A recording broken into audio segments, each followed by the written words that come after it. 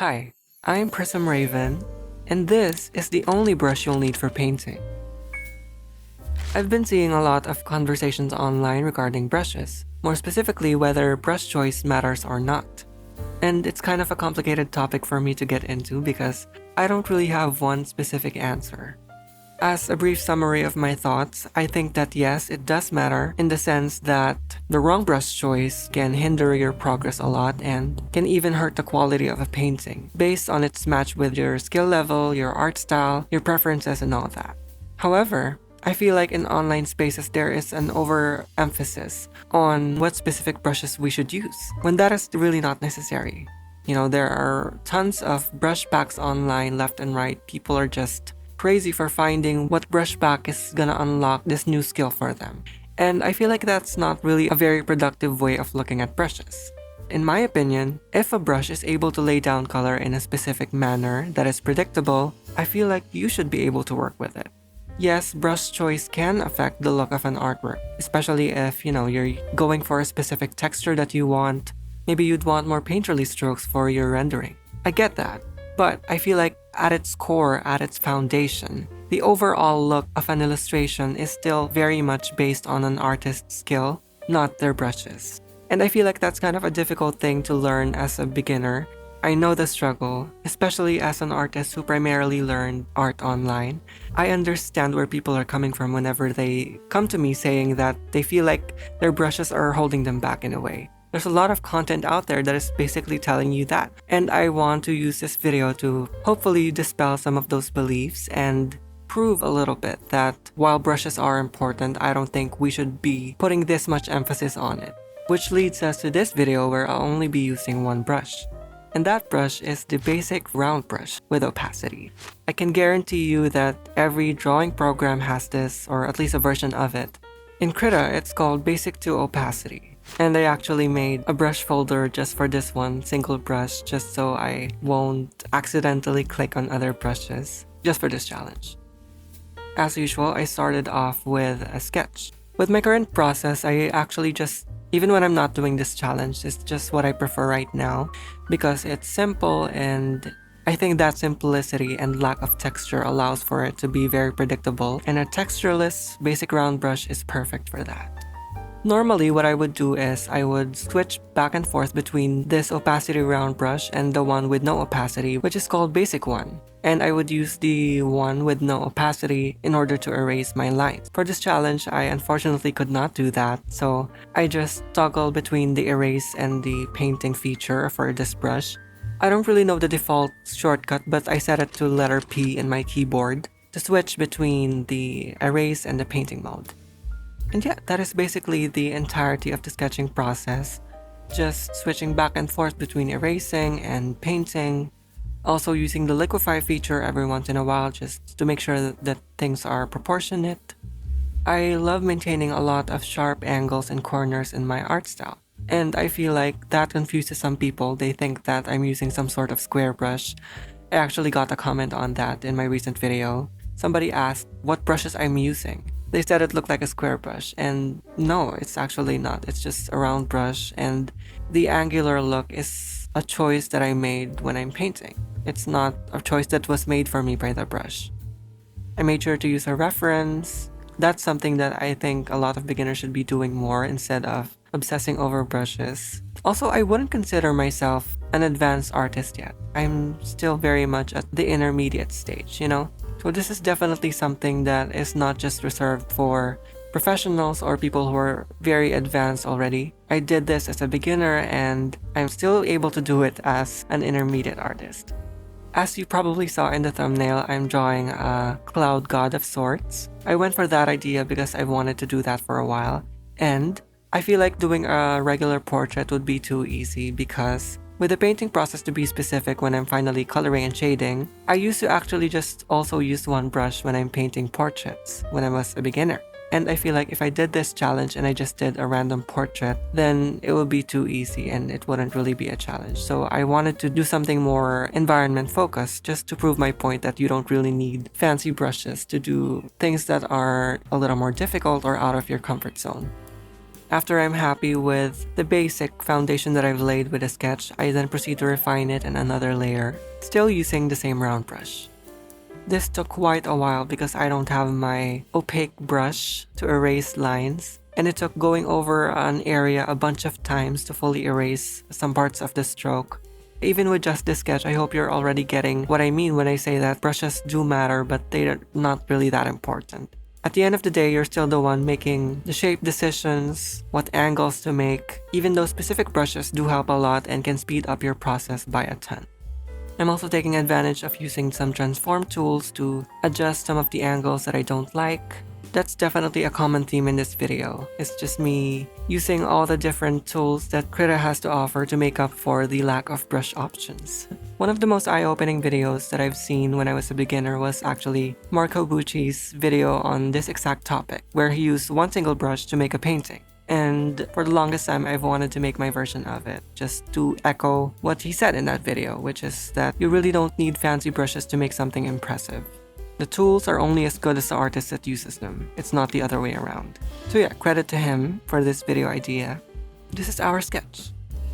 After that, I now proceed to blocking in the big shapes of this illustration, separating them into different layers. I first filled in the background with a sky color. Then I used a lasso tool to map out the shape of this foreground element that we have here. Adding a new layer, picking a darker color and painting it on. Just adjusting it a little bit. Control B for color balance. And doing the same thing for this girl that we have and the cloud creature in the background. Once I'm happy with the base shapes, I just adjusted some of the colors to fit my idea of the lighting a lot better. I used layer groups to keep my painting very organized. If you want to know more about that, you can check out my layers video.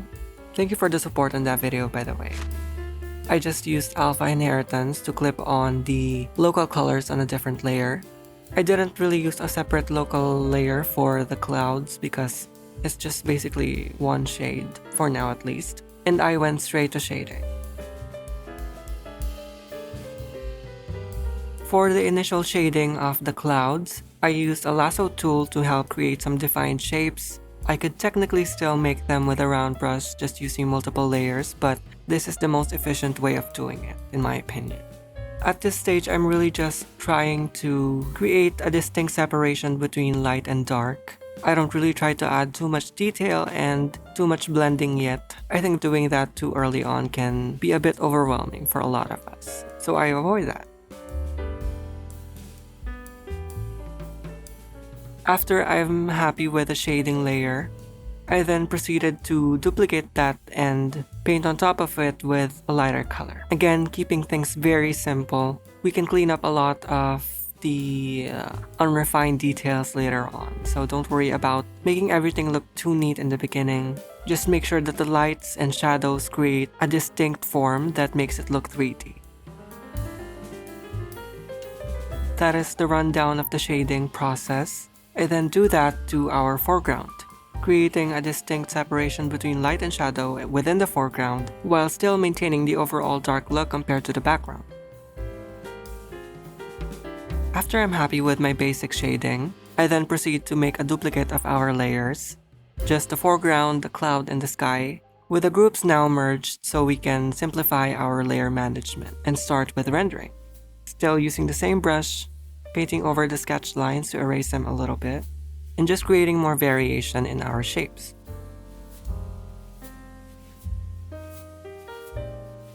I thought it looked kind of odd that the background is really bright with the clouds and it's just a sudden shift to the really dark foreground, so I added some darker clouds in the area between the clouds and our character to hopefully create a bit more of a transition between light and dark. I also added a layer behind our clouds so we can have a bit of a softer haze. I also used a bit of a gradient tool just to darken and intensify the colors at the bottom of the clouds. And of course, liquefy so we can reshape some of the clouds without having to repaint them. And And yeah, that's basically it. I'm just going back and forth between painting on more detail, cleaning up some of the messy parts of the initial pass of the shading, doing some color adjustments, some adjustments to the proportion with liquify, and yeah. I don't really have much to say really because that's really the process of painting. It's very convenient to start blaming our tools when something doesn't work out. And I get it, especially as an artist that grew up online and learned a lot of what I learned from creators. I feel like at some point, some people are just pushing down products on our faces, and it can make us feel like we cannot achieve what they do without having their exact brushes and tools and all that. But yeah, it's really just skill. There's really not much else to it. I really wanted to make this video because I'm actually planning on releasing my own brush pack. And I don't ever want it to come off as me telling you this is how you paint like Raven or something like that. No, brushes do help and they can be a great addition to your arsenal, but they do not define the look of your image. At the end of the day, you are still in control of the shapes that you make, the strokes that you put down. And at this stage, I was just playing around with different gradient maps, trying to figure out a different look that could maybe change the image up a little bit because the colors were good but they were bothering me a bit for some reason.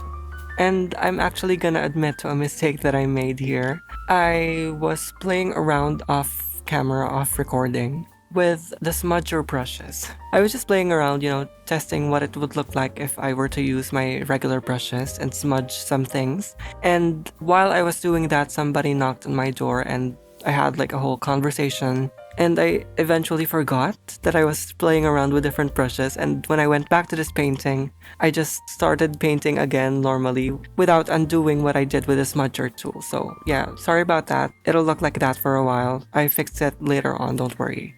Moving on, I wanted to create more contrast with the hand here, so I made a selection of the hand and a little bit of the forearm, and I put it in a different layer.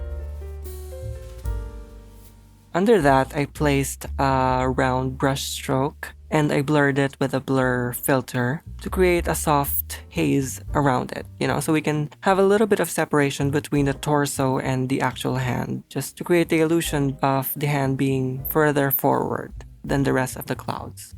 And yeah, I also fixed up the hand. I feel like the anatomy was bothering me a bit. I didn't have a reference for the hand initially, so I took my own reference here and I fixed the wrong things that I saw. While I was looking at the overview here, I felt like the upper arm created too much of a cylindrical effect and it was taking up too much attention in my opinion because of how rigid the shape is compared to how round everything is around it. So I broke that up by cutting the arm basically. It's a bit weird, but I think it works for this illustration to be specific. Maybe this cloud creature summons up different body parts instead of moving normally, out of thin air those clouds form and create the limbs, but yeah, I just wanted to break up the monotony of those shapes there, so I did that. And I think it looks cool. At this point, I was just playing around with different filters and all that, but I ended up making the image a little too dark, so I just went back and resimplified the colors to just more pinky tones and started refining more of the rendery bits. So yeah, this was when I noticed that there was something wrong with the edges. They are way too smooth, and I realized that I forgot to undo the smudging that I did early on. So I was like, you know what, I'm gonna take this opportunity to just teach you something about Krita, hopefully. In the color adjustment filter tab, there is the alpha filter. And as we discussed in my previous video, you can think of alpha as basically synonymous with opacity or transparency. The bottom part of the diagonal represents the fully transparent parts of the image, while the top part of it represents the fully opaque parts of the layer. If you bring down the top parts, then the opaque pixels become more transparent, and when you do the opposite, the transparent parts become filled with this black color. So what I'm gonna do is I'm gonna take a section that is close to the bottom part, a section that is low transparency but not fully see-through, and I'm gonna bring it up to increase the opacity. And doing that brings back up those edges that we've lost. They look a little messy, but we're gonna clean that up with the round brush. As you can see, we can still create some soft edges, just not as blurred as if we use a smudger. I'm also using that alpha effect on our character on the foreground. As you can see, when we extend down the lower part of the curve or the diagonal, we can further lower the opacity of the already translucent parts of the image, like some residual parts of the sketch outside the silhouette. When we do that, we clean up the silhouette of the image. It's a little cool trick that I like to do every once in a while, just to speed things up when I'm trying to clean up the silhouette. At this point, I was kind of happy already with the image. I'm just refining the shading a bit more, adding more variety and tones in our shadows, implying a bit of bounced light, and adding a bit of that blue ambient light from the sky onto the upward facing planes of the shadow. I don't really have much else to say right now. If you enjoy my content, then it helps a lot whenever you like, comment, and share my videos. It helps me out a lot and helps the algorithm know that you want more from my channel. At this point, it's basically just rendering, still using the same brush, just using much more smaller sizes for more precise details and all that. I also did a little bit of detailing on our character in the foreground, just adding some few strokes, cleaning some parts of her up. And even adding some details to the silhouette of our grass area here, just using the selection tool and painting on the grass shapes. I just kept doing that multiple times to create more dimension, and yeah. I felt like I wanted the image to look a little more tall, so I just used the transform tool for both the foreground and our clouds. Considering the sky looked a little dark and empty, I wanted to create some stars, still using our round brush of course, just dotting some random white strokes. I also even tried adding a moon, using just a larger size and increasing the alpha in order to make it more opaque. I then put it in a group, duplicated it, and made the duplicate smaller and set it to erase. So we can create a smaller erased shape in the middle of it, so it can be a crescent moon. I tried different shapes and positions for this moon, but I ended up not liking it, so I actually didn't keep it in the end. But yeah, you have your options to do those things too. Again, another thing that I tried but didn't end up keeping, I made some birds with just a smaller stroke of the brush and cleaning it up with an eraser. I tried different placements, but it's a no for me. I felt like the clouds in the background look a little bit empty, so I wanted to create more layers, so I did this. Using the selection tool, I made some squiggly shapes that are long and pointed upwards, and I filled it in with our brush and erased some parts of it to make it more soft and blended in some areas. And I think it created some nice dimension and variety in our background. You really just have to be creative with your tools on whatever program you're on. I proceeded to do that a few more times until I'm happy with the result, and yeah. I then wanted to create a bit of a halo around the character, so in another layer on top of the sky, I put down some round brush strokes of some light blue shapes, and I blurred it with a filter. I just created a nice soft haze around our character, and it looks really nice, in my opinion. So yeah, after this, it's basically just more refining of the colors, some adjustments of saturation, and we have our final image. We went from sketch to base colors, to rendering, to finalizing with just a round brush. I hope this video gives you a bit of clarity on the whole brush debacle. I don't think the art that I made with this one single brush was that groundbreaking. I could definitely improve on it with some more texture brushes, but I think this illustration really proves the point that you don't need any of those fancy miscellaneous brushes to create a decent artwork. If you want to know my thought process on how I use layers when I'm painting, you can click here to check that video out. Thank you for watching, and I'll see you soon. Goodbye.